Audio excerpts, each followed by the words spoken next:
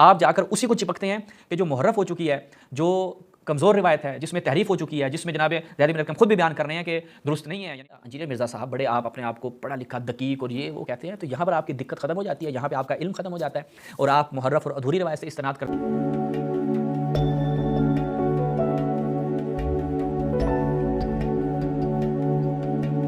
اعوذ باللہ من الشیطان الرجیم، بسم اللہ الرحمن الرحیم.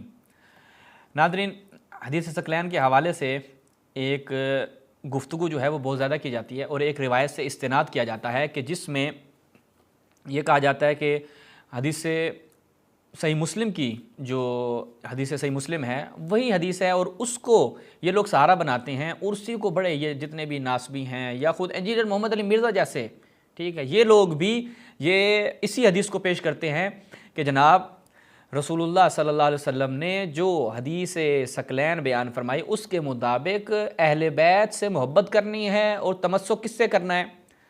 تمسک کرنا ہے جناب قرآن سے.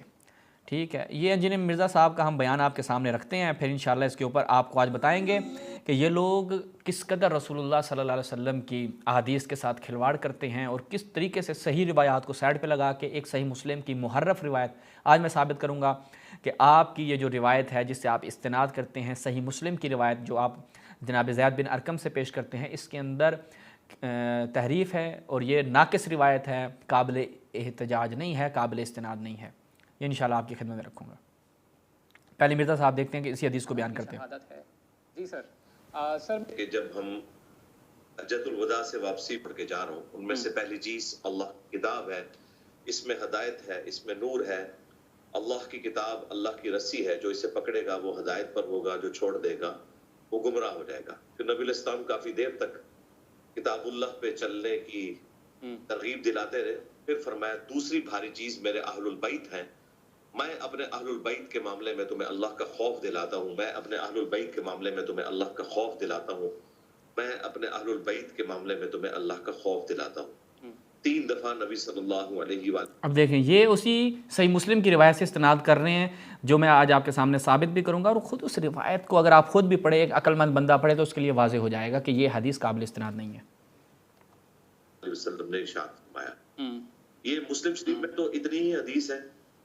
یہ حدیث مسند احمد میں، سنن نسائی الکبریٰ کے اندر اور جامع ترمذی کے اندر مزید الفاظ کے ساتھ بھی موجود ہے کہ اسی موقع پر نبی صلی اللہ علیہ وآلہ وسلم نے سیدنا علی کا ہاتھ پکڑا اور صحابہ کرام میں یوں بلند کیا. اور ہاں اب یعنی خود اس چیز کو قبول کر رہا ہے انجینئر محمد علی مرزا، خود اس بات کو قبول کر رہا ہے کہ یہ حدیث اس میں تو اتنی ہی ہے، اس میں زیادہ نہیں ہے.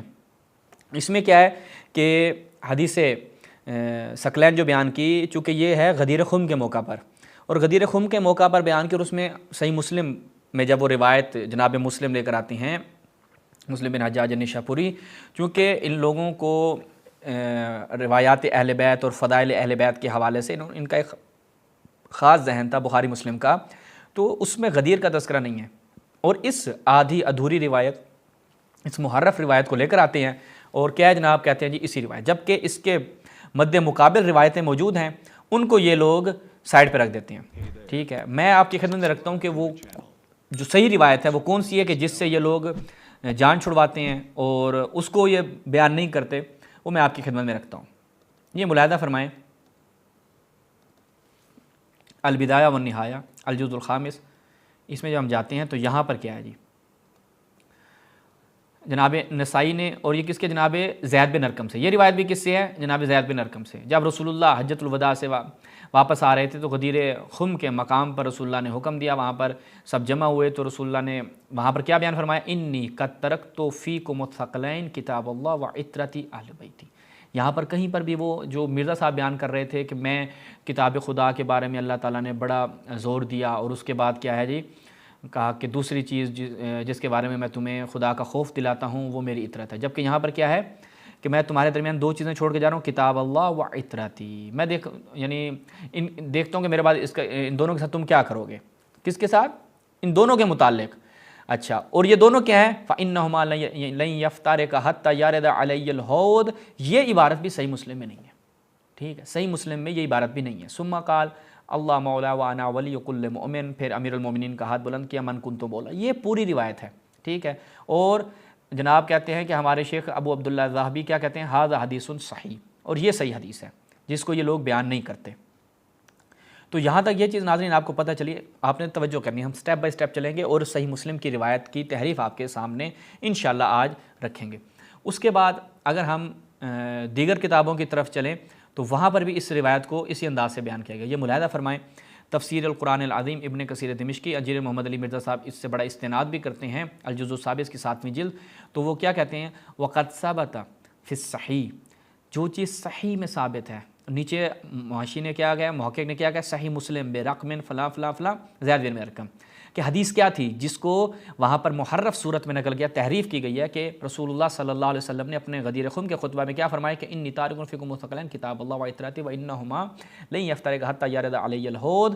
یہ عبارت اب آپ نے دیکھنی ہے، یہ اپنے ذہن میں رکھنا ہے. کتاب اللہ و اطراتی کے دونوں کو ایک ساتھ بیان کیا کہ میں تمہارے درمیان یہ دو چیزیں چھوڑ کے جا رہا ہوں، یہ دونوں ایک ساتھ ہوں گی یہاں تک کہ حوض کوثر پر مجھ تک پہنچے. اچھا، یہ اس کا ہو گیا. اب آپ خود توجہ کریں کہ ان موصوف نے جو بات کی، انہوں نے کہا کہ نہیں جی رسول اللہ صلی اللہ علیہ وسلم نے یہ بیان فرمایا، اور مسلم کی روایت سے یہ استناد کرتے. اب ہم جا چاہتے ہیں صحیح مسلم میں جو حدیث ثقلین ہے اس کی طرف. یہ ملاحظہ فرمائیں اور اس کے ہم تحریف آپ کے سامنے رکھتے ہیں. صحیح مسلم اس میں جب ہم جاتے ہیں تو ملاحظہ فرمائیے گا، یہ پے در پہ 2 روایتیں ہیں، ٹھیک ہے. اور کیا ہے جی، زید ابن حبان وہ کہتے ہیں زید ابن ارقم سے کہ ہم ان کے پاس گئے اور ہم نے کہا کہ آپ نے رسول اللہ کا بڑا ساتھ دیا، لیکن ہم جو تفصیلی روایت جو یہ پڑھتے ہیں جس پہ ہماری گفتگو ہے، یہ ملاحظہ فرمائیں. کیا ہے جی، حدثنا اسماعیل ابن ابراہیم حدثنی ابو حیان حدثنی زید ابن حیان قال انطلقت انا، میں کون جی، یزید ابن حیان. یزید ابن حیان کہتا ہے میں حسین بن صابرہ یا صابرہ و عمر ابن مسلم کس کے پاس گئے، زید ابن ارقم کے پاس. یہ توجہ کرنی ہے. اچھا، اب دیکھیے گا اس روایت کو اگر آپ خود ملاحظہ فرمائیں تو اس روایت سے پتہ چلتا ہے کہ یہ روایت کامل نہیں ہے، یہ روایت قابل استناد نہیں ہے. کیسے؟ پہلی چیز اس میں کیا ہے، واللہ وہ کہتے ہیں کہ آپ لوگ اے زید ابن ارقم آپ ہمیں کوئی حدیث بتائیں، آپ رسول اللہ کے ساتھ بہت زیادہ رہے ہیں، آپ کو خیر کثیر ملی ہے. تو حدثنا یا زید ما سمعت من رسول اللہ قال یا ابن اخی واللہ، خدا کی قسم، لقد قبرت سنی، میری عمر زیادہ ہو چکی ہے، ٹھیک ہے، میں اب اپنی عمر گزار چکا ہوں. وَنَسِيتُ بَعْدَ الَّذِي كُنْتُ عَيْ مِن رسول اللہ، میں ان چیزوں کو بھول چکا ہوں کہ جو رسول اللہ سے میں نے سنی. اب کیا ہے، حافظہ جناب زید بن ارقم کا کمزور ہو چکا ہے، عمر زیادہ ہو چکی ہے. فما حدثتکم فاقبلوا، میں انشاءاللہ اس کے شواہد آپ کی خدمت میں رکھوں گا مزید بھی. یہ ہے قرائن داخلیہ جو خود اس روایت سے معلوم ہوتے ہیں، قرائن خارجیہ بھی آپ کی خدمت میں رکھوں گا. جو میں تمہیں قبول کروں بیان کروں گا نا، جو تمہیں بیان کر دوں گا فاقبلوا، اس کو قبول کر لینا، اور اس سے زیادہ مجھے تکلف میں مت ڈالنا، مجھے اس سے زیادہ نہ پوچھنا کہ بھئی یہی حدیث ہے، نہیں. اس پھر آگے بیان کرتے ہیں اور جناب کہ رسول نے فرمایا میں تمہارے درمیان 2 چیزیں چھوڑ کر جا رہا ہوں، کتاب اللہ و اطرتی وغیرہ وغیرہ. یہ پوری صحیح مسلم کی روایت. اب جو اس کے شواہد ہیں، ایک تو یہاں سے پتہ چل گیا کہ قابرت سنی، قدم اہدی، نسیت بعد الذی کنت عی من رسول اللہ. تو اور کیا ہے کہ مجھے تکلف میں نہیں ڈالنا. تو یہ چیزیں اس چیز کی نشاندہی کرتی ہیں.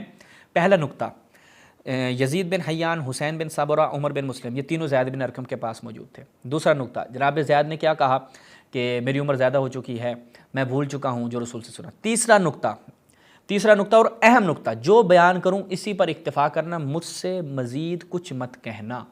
مزید کچھ کہنے کا کیا مطلب ہے؟ جناب زید بن ارقم وہاں پر، چونکہ میں پوری حدیث جب آپ کے سامنے رکھوں گا تو آپ کو پتہ چلے گا کہ جناب زید بن ارقم ڈر رہے تھے، بیان کرنے کا خوف تھا ان کو. وہ ہمیں صحیح مسند احمد ابن حنبل میں یہی روایت جب ہمیں پوری ملتی ہے، چونکہ یہ ادھوری روایت ہے، پوری نہیں ہے، یہی روایت مسند احمد میں بھی نقل ہوئی ہے لیکن وہ پوری ہے، اور وہاں سے پتہ چلتا ہے مزید کہ کیوں جناب زید بن ارقم کہتے ہیں کہ مزید مجھے تکلف میں نہ ڈالنا.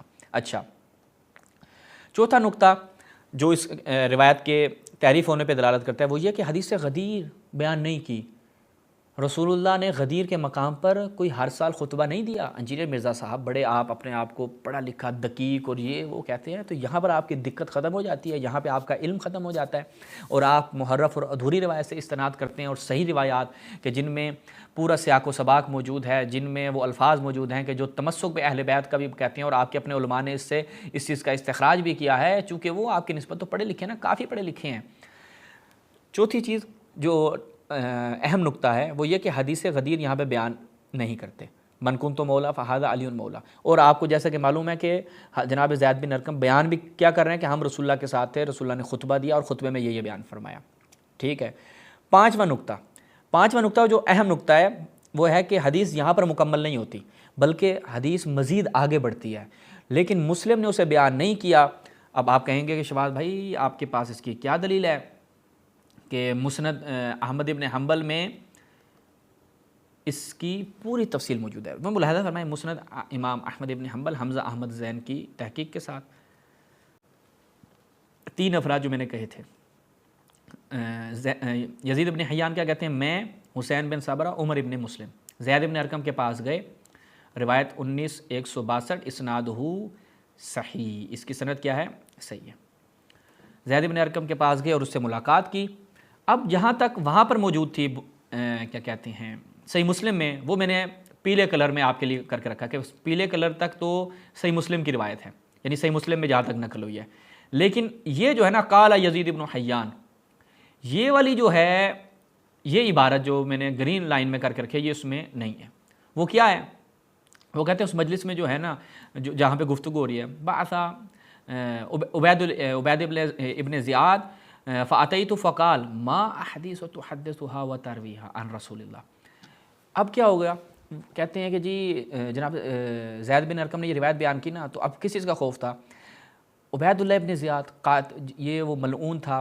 आप इसी बुखारी के अंदर रिवायत हैं कि इमाम हुसैन इस्लाम के सर अक़दस के साथ इसने ये काम किया। वो कहते हैं कौन सी हदीस है जो तुम बयान कर रहे हो और रिवायत कर रहे हो रसूलुल्लाह से कि ला नजदुहा फ़ी किताबिल्लाह, ठीक है, जिसे हम कुरान मजीद में नहीं पाते, और तुम क्या कह रहे हो कि रसूलुल्लाह के लिए एक हौद है जन्नत में, ठीक है, ये तुम क्या बयान कर रहे हो। तो वो कहते हैं कि यानी उबैदुल्लाह इब्न ज़ियाद कहते हैं झूठ बोल रहे हो, हाँ तुम बूढ़े हो चुके हो, अब तुम्हारा हाफजा काम नहीं करता। तो जनाब ज़ैद कहते हैं नहीं भाई, मैंने सुना है, इन्नी समय तो हूँ, मैंने रसूलुल्लाह से ये सुना है, ठीक है, बल्कि रसूलुल्लाह यानी ये रसूलुल्लाह ने फरमाया और मैंने रसूलुल्लाह से सुना कि जो शख्स मुझ पर जानबूझ कर झूठ बोलेगा उसका ठिकाना जहन्नुम है। तो यहाँ से ये चीज़ पता चलती है कि ये जो बात की ना कि तुमने जो बयान किया कि इन्ना लहू हौदन फिल जन्ना, कि उनके लिए एक हौद है जन्नत में, भाई कहाँ बयान किया आप। मेरा सवाल है इंजीनियर मोहम्मद मिर्ज़ा साहब से, यहाँ पर उबैदुल्लाह इब्न ज़ियाद कह रहा है कि तुम जो ये क्या हदीसें बयान कर रहे हो कि रसूलुल्लाह के पास एक हौज़ है जन्नत में, और जो हदीस इन तीनों को बयान की, यजीद बिन हय्यान को, सबरा को, मुस्लिम को, तीनों में जो इस एक जलसे में इनकी गुफ्तगू हुई, इसमें तो कहीं पर भी मुस्लिम की रिवायत में मुझे दिखाएं हौज़ का तज़किरा कहाँ है। हौज़ का तज़किरा कहाँ था, अल-बिदाया व निहाया तफसीर इब्न कसीर, जो सही रिवायत थी कि वहाँ पर क्या कि लई इफ्तारे का हत्ता यारदा अलैयल हौज़, वहाँ पर ये अल्फाज थे, यहाँ पर ये चीज़ नहीं है। मुस्लिम ने वो नकल नहीं की और ख़ुद ये मुकम्मल रिवायत भी वहाँ पर हमें सही मुस्लिम में नज़र नहीं आती। तो ये एक और करीना बनता है कि जिससे हमें ये मालूम होता है कि ये जो रिवायत है ये तहरीफ़ शुदा है, मुहर्रफ हो चुकी है। अच्छा, अब आपने ख़ुद इसको देखा नहीं, इसी रिवायत के तसलसल में देखा। इब्न ज़ियाद कहते हैं ये क्या है तुम रसूलुल्लाह से बयान कर रहे हो कि जन्नत में हौज़ होगा, अब मुस्लिम में हौज़ का जिक्र ही नहीं है। फिर इतरत और हौज़ में कैसा रब्त, ठीक है, इतरत और हौज़ में कैसा रब्त है। इमाम हुसैन अलैहिस्सलाम इतरत में से हैं, उबैदुल्लाह इब्न ज़ियाद कौन है, कातिलीन इमाम हुसैन में से। और हौज़ की जब बात की, कहा कि भाई हौज़ अगर रसूलुल्लाह सल्लल्लाहु अलैहि वसल्लम के हवाले से बात होती तो उसको तो कोई मसला नहीं था, लेकिन चूँकि रब्त है इतरत और हौज़ का कि लन यफ्तारिक हत्ता यारदा अलैयल हौज़, ये जैसा कि मैंने यहाँ पर बयान किया, ये मैं दोबारा आपको दिखाता हूँ, अल-बिदाया व निहाया, ये मुलाहिज़ा फरमाएँ, ये अल-बिदाया व निहाया, ताकि मतलब आपके लिए मज़ीद वाज़ेह हो। जुज़ुल खामिस यहाँ पर देखें, यहाँ पर है कि फ़इन्नहुमा, ये बेशक ये दो चीज़ें हैं, कौन, कुरान और इतरत। लन यफ्तारिक हत्ता यारदा अलैयल हौज़, बयान कौन कर रहे हैं, ज़ैद इब्न अरकम। ज़ैद इब्न अरकम क्योंकि ये हदीस सही हदीस है और इस हदीस में زید بن ارقم بیان کرتے ہیں کہ ربط ہے کس کا؟ حوض کوثر اور اطرت کا، جو کہ سازگار نہیں ہے، جو کہ طبیعت سے میچ نہیں کرتی عبید اللہ ابن زیاد کے۔ تو لہٰذا یہاں پر آ کر پتہ چلتا ہے کہ مسلم کی روایت میں اس انداز سے تحریف ہوئی ہے۔ اچھا، اس کے بعد ایک اور سوال، کیا حدیث غدیر یہیں پر ختم ہو جاتی ہے؟ نہیں، حدیث غدیر جو ہے جو مسلم نے بیان کی، اس میں تو رسول اللہ نے فرمایا من کنت مولا فہذا علی مولا، جبکہ مسلم میں وہ عبارت نہیں ہے۔ تو یہ بھی دلیل ہے کہ جو روایت اس نے بیان کی، مسلم نے بیان کی، وہ محرف ہے۔ اس کی دلیل میں مزید آپ کی خدمت میں رکھتا ہوں، اگر ہمیں مل جائے، اس کی عبارت مل جائے تو ہمیں آپ کی خدمت میں رکھتا ہوں کہ جو صحیح روایت ہے کہ جس سے یہ معلوم ہوتا ہے کہ جو حدیث غدیر ہے جو مکمل ہے، کہ جس میں یہ ملاحظہ فرمائیں جی، شرح مشکل الآثار کس کی؟ جناب طحاوی کی۔ یہ کیا کون ہے؟ یہ بھی زید بن ارقم ہے۔ زید بن ارقم کہہ رہے ہیں کہ جب ہم رسول اللہ صلی اللہ علیہ وسلم کے ساتھ حجۃ الوداع سے پلٹ رہے تھے، غدیر خم پر رکے، امر بدحات فقمنا ثم قال کانی دعیت فعجبت انی قد ترکت فیکم الثقلین احدہما اکبر من الآخر کتاب اللہ وعطرتی اہل بیتی فانظروا کیف تخلفون فیہما فانہما لن یتفرقا حتی یرد علی الحوض۔ پھر کیا فرمایا؟ یہ ثم اخذ بید علی من کنت ولیہ فہذا ولیہ اللہم والم، یہ مکمل حدیث ہے۔ اور ابو جعفر کیا کہتے ہیں؟ فہذا الحدیث صحیح الاسناد لا تعن لعہد فی عہد من الرواة، کسی ایک راوی میں بھی اس میں تعان موجود نہیں ہے۔ تو یہ تھی وہ مکمل حدیث، جبکہ ہم نے آپ کی خدمت میں رکھا کہ صحیح مسلم والے نے اس کو مکمل نقل نہیں کیا، اور اہل سنت اسی روایت پہ کہ جو محرف ہے اس کے اوپر زور ڈالتے ہیں۔ اور میں آپ کی خدمت میں رکھتا ہوں کہ اس کے 5 طرق ہیں، اس روایت کے 5 طرق ہیں، یہ ملاحظہ فرمائیں۔ ایک طریق نہیں ہے جناب زید بن ارقم سے، سلسلہ تو احادیث صحیحہ ناصر الدین البانی مجلد الراد، یعنی 5 متعدد اسناد سے۔ یہ دیکھیں، من کنت مولا فعلی المولا اللہم والی من والا عاد من عادا، ورد من حدیث زید بن ارقم وسعد بن ابی وقاص بریدہ بن حسین علی بن ابی طالب ابو ایوب انصاری براء بن عازب عبداللہ بن عباس انس بن مالک ابو سعید ابو ہریرہ۔